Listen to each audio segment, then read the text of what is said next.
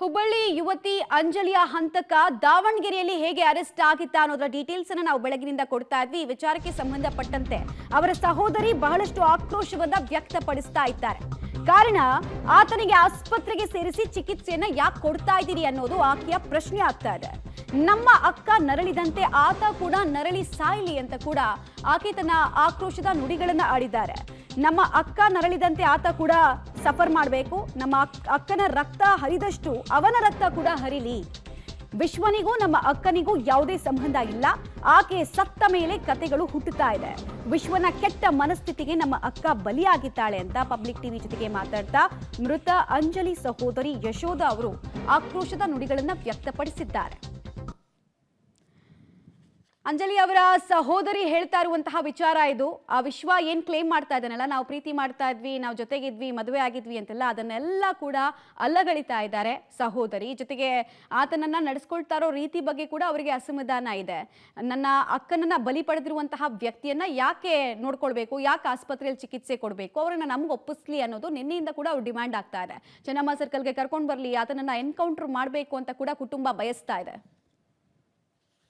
ಹತ್ಯೆ ಆರೋಪಿ ವಿಶ್ವ ಕೊನೆಗೂ ಕೂಡ ಪೊಲೀಸರ ವಶಕ್ಕೆ ಸಿಕ್ಕಿದ್ದಾನೆ. ವಿಧಿಯೇ ಆತನನ್ನು ಹಿಡಿದುಕೊಟ್ಟಿದೆ. ತಕ್ಕ ಶಿಕ್ಷೆಯನ್ನು ಕೂಡ ಈಗ ಆತನಿಗೆ ಆಗಿದೆ. ಒಂದು ಕೋಮಾ ಸ್ಥಿತಿಯಲ್ಲಿ ಆತ ಪೊಲೀಸರಿಗೆ ಸಿಕ್ಕಿರುವಂಥದ್ದು.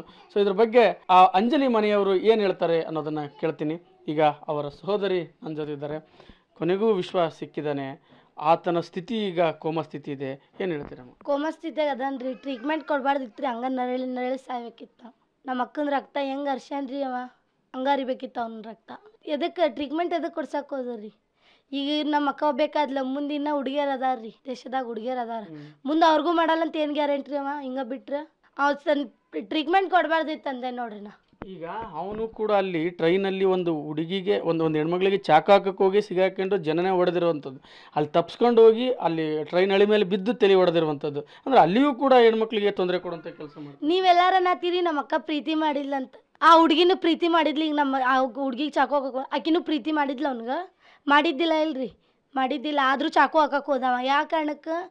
ಅವ ಇದು ಇದ್ದಂಗೆ ಅದಾನ್ರಿ, ಹುಡುಗಿಯರು ನೋಡಿದ್ರೆ ಒಂಥರ ಇದು ಮಾಡ್ತಾನೆ, ಅವನಿಗೆ ಶಿಕ್ಷೆ ಆಗ್ಬೇಕು ಅಷ್ಟೇ ರೀ. ಈಗ ಅವ್ನು ಏನು ಹೇಳ್ತಿದ್ದಾರೆ ಅಂದರೆ, ನಾವು ಅಂಜಲಿ 15 ದಿನದಿಂದ ಮದುವೆ ಆಗಿದ್ವಿ, ಸೊ ಆಕಿ ನನ್ನಿಂದ ದುಡ್ಡು ಪಡೆದಿದ್ಲು, ನಾನು ಮೈಸೂರಿಂದ ಬಿಟ್ಟು ಬಂದಾಗ ವಾಪಸ್ ನನ್ನ ಕಾಂಟ್ಯಾಕ್ಟ್ ಇದ್ದಿಲ್ಲ, ನನಗೆ ಬ್ಲಾಕ್ ಮಾಡಿದ್ಲು, ಅದಕ್ಕೆ ನನಗೆ ಸಿಟ್ಟು ಬಂದಿತ್ತು. ಸೊ ಇದು ಈ ರೀತಿ ಹೇಳ್ತಿದ್ದೆ. ಇದು ನಿಜನಾ ಈ ಕತೆ ಎಲ್ಲ ಹೇಳ್ತಿದ್ದಾರೆ? ಆಕಿ ರೊಕ್ಕ ಕೊಟ್ಟಿಲ್ಲ, ಮದ್ವೆ ಆದ್ರೆ ತಾಳಿ ಇರ್ಬೇಕಿತ್ತು, ತಾಳಿ ಬೇಡ ಅಟ್ಲೀಸ್ಟ್ ಕಾಲುಂಗ್ರ ಇರ್ಬೇಕಿತ್ತ.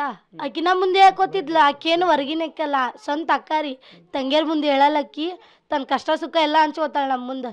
ಈ ಮಾತು ಯಾಕೆ ಹೇಳಂಗಿಲ್ಲ ಅಕ್ಕಿ? ಹೇಳ್ತಾ ಇಲ್ರಿ ಮದುವೆ ಆಗ್ಯಾರ ಅವ್ನ ಜೋಡಿ ಅಂತ. ಇವ್ರು ಅಷ್ಟ ಕ್ಲಾಸ್ಮೇಟ್ ರೀ, ಅಷ್ಟ ಇವ್ರು ಒಂದು ಎಲ್ಲರ ಭೇಟಿಯಾದಾಗ ಅಷ್ಟ ಮಾತಾಡ್ಸಿರ್ಬೇಕ್ರಿ ನಮ್ಮಕ್ಕ. ಅಂಥದಕ್ಕಿಂತ ದೊಡ್ಡದು ಇದು. ಪೊಲೀಸರಿಗೆ ಸ್ಟೇಟ್ಮೆಂಟ್ ಕೊಟ್ಟಿರೋ ಪ್ರಕಾರ ನಾವಿಬ್ಬರು ಜೊತೆಗೆ ಇದ್ವಿ, ನಮ್ಮ ಮೈಸೂರು ಮಹಾರಾಜಲ್ಲಿ ಹೋಟ್ಲಲ್ಲಿ ಕೆಲಸ ಮಾಡ್ತಿದ್ದೆ. ಸೊ ಅವಳು ಮೈಸೂರಿಂದ ಇಲ್ಲಿಗೆ ಬಂದ್ಲು, ಇಲ್ಲಿಗೆ ಬಂದಿಂದ ನಾನೆಲ್ಲ ಬ್ಲಾಕ್ ಮಾಡಿದ್ಲು. ಅವಳನ್ನ ಮಾತಾಡ್ಸೋಕೆ ಕರ್ಕೊಳಕ್ಕೆ ಬಂದೆ. ಬೆಳಗ್ಗೆ ಅವ್ರ ಮನೆಗೆ ಹೋಗಿ ಮಾತಾಡಿದೆ ಅವ್ರ ಅಜ್ಜಿಗೆ. ಸೊ ಅದಾದಮೇಲೆ ಈ ರೀತಿ ಆಯಿತು ಅಂತ ಹೇಳ್ತಿದ್ದಾನೆ. ಇದು ನಿಜ ನಮ್ಮ? ಆಕೆ ಮೈಸೂರ ಹೋಗಿಲ್ಲ, ನಮ್ಮ ಅತ್ತೆಯರ ಮನ್ಯಾಗ ಅದಾಳ್ರಿ. ಆಕಿ ಮೈಸೂರಿಗೆ ಹೋಗಿಲ್ಲ. ಬೇಕಾದ್ರೆ ನಮ್ಮ ಅತ್ತೆ ಮನೆಗೆ ಹೋಗಿ ಸ್ಟೇಟ್ಮೆಂಟ್ ತೊಗೋತಿದ್ರೆ ತೊಗೊಳ್ರಿ ಅವ್ರು. ನಮ್ಮ ಅತ್ತೆಯರ ಮನ್ಯಾಗ ಇದ್ಲ, ಆಕಿ ಮೈಸೂರಿಗೆ ಹೋಗಿಲ್ಲ. ಅಲ್ಲ, ಒಂದು ಕಡೆ ನಿಮ್ಮ ಅಕ್ಕನ ಸಾವಿನಲ್ಲಿ ನೀವಿದ್ದೀರಿ, ಈ ರೀತಿಯಾಗಿ ಅವಳ ಒಂದು ಚಾರಿತ್ರ್ಯ ವಧೆ ಮಾಡುವಂಥದ್ದು, ಅವಳ ಬಗ್ಗೆ ಕೆಟ್ಟದಾಗಿ ಮಾತಾಡುವಂಥದ್ದು, ಬಿಂಬಿಸುವಂಥದ್ದು ಆಗ್ತಿದೆ ಅಂತ. ಅದ ಈಗ ಟ್ರೈನ್ ಒಳಗೆ ಒಂದು ಹುಡ್ಗಿನ ಕೊಲೆ ಮಾಡಕ್ಕೆ ಹೋದ. ಆ ಹುಡ್ಗಿನೂ ಇನ್ನು ಮದುವೆ ಮಾಡ್ಕೊಂಡು ಮೋಸ ಮಾಡಿ ಹೋಗಿದ್ಲಕ್ಕಿ, ಮಾಡೋಗಿದ್ದಿಲ್ಲ ಅಂದ್ರೂ ಆಕಿ ಚಾಕು ಚುಚ್ಚಕ್ಕೆ ಹೋದ. ನಮ್ಮ ಅಕ್ಕಗೂ ಅದೇ ರೀತಿ ಮಾಡಿರ್ಬೇಕಲ್ಲ ಅವ, ಅದೇ ರೀತಿ ಮಾಡಿರ್ಬೇಕು. ಮದುವೆ ಆಗಿಲ್ಲ, ಅವ ಪರಿಚಯನೂ ಇಲ್ಲ ನಮ್ಮ ಅಕ್ಕ, ಕ್ಲಾಸ್ಮೇಟ್ ಅಷ್ಟ ಇವ್ರು, ಪರಿಚಯನೂ ಇಲ್ಲ, ಪ್ರೀತಿ ಮಾಡಿಲ್ಲ ನಮ್ಮ ಅಕ್ಕ. ನಮ್ಮ ಸಾಕೋ ಸಂಬಂಧ ಇದು ಮಾಡತ್ತಿದ್ಲಕ್ಕಿ, ಕಷ್ಟಪಟ್ಟು ದುಡಿದು. ಕೊನೆಗೂ ಸಿಕ್ಕಿದ್ದಾನೆ, ಅವನಿಗೆ ಏನು ಆಗ್ಬೇಕಂತೀರಿ ಶಿಕ್ಷೆ?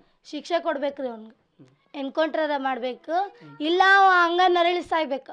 ಟ್ರೀಟ್ಮೆಂಟ್ ಕೊಡಬಾರ್ದ್ರಿ ಅವ್ನಿಗೆ, ಇಲ್ಲ ಗಲ್ಲಿಗೆ ಹರಿಸ್ಬೇಕ್ರಿ ಅವ್ನಿಗೆ. ಅದು ಇವ್ರಿಗೆ ಅದು ಆಗಲಿಲ್ಲ ಅಂದ್ರೆ ಕೆಮ್ಸಾಗ ಹಂಗೆ ಬಿಟ್ಬಿಡ್ರಿ, ಅಲ್ಲ ನರಳಿ ಸಾಯ್ತಾನ. ಎದಕ್ಕೆ ಟ್ಯಾಬ್ಲೆಟ್ ಕೊಡೋದು ಮಾಡ್ತೀರಿ, ಅದಕ್ಕೆ ಇಂಜೆಕ್ಷನ್ ಕೊಡೋದು ಮಾಡ್ತೀರಿ, ಗ್ಲುಕೋಸ್ ಬಾಟ್ಲಿ ಏರ್ಸಿದ್ರೆ ಅದು ಏರ್ಸಿದ್ರೆ ಕೋಮಕ್ಕೆ ಹೋಗ್ಯಾನಂತ ಆಕ್ಸಿಜನ್ ಹಾಕಿದ್ರೆ ಅದು ಹಾಕಿದ್ರೆ ಮಾಡಬಾರ್ದು. ಹಂಗೆ ಸಾಯ್ಲವ. ಅವ್ನ ಮಾರ್ಯಾಗ ನಮ್ಮ ಅಕ್ಕಂದು ಹೊಟ್ಟೆ ರಕ್ತ ಹೆಂಗೆ ಹರಿದೈತಿ, ಅವ್ನ ಮಾರ್ಯಾಗ ರಕ್ತ ಹಂಗೆ ಹರಿಬೇಕು. ನಮ್ಮ ಅಕ್ಕಂದು ಹೆಂಗೆ ಹರಿದೈತಿ ಹಂಗೆ ಹರಿಬೇಕು. ಇದು ಒಂದು ಆಕ್ರೋಶಭರಿತ ನೊಂದ ಒಂದು ಅಂಜಲಿ ಕುಟುಂಬಸ್ಥರ ಮಾತು. ಕ್ಯಾಮ್ರಾಮನ್ ನಾರಾಯಣಗೌಡ ಜೊತೆ ಸುನಿಲ್ ಪಾಟೀಲ್, ಪಬ್ಲಿಕ್ ಟಿವಿ, ಹುಬ್ಬಳ್ಳಿ.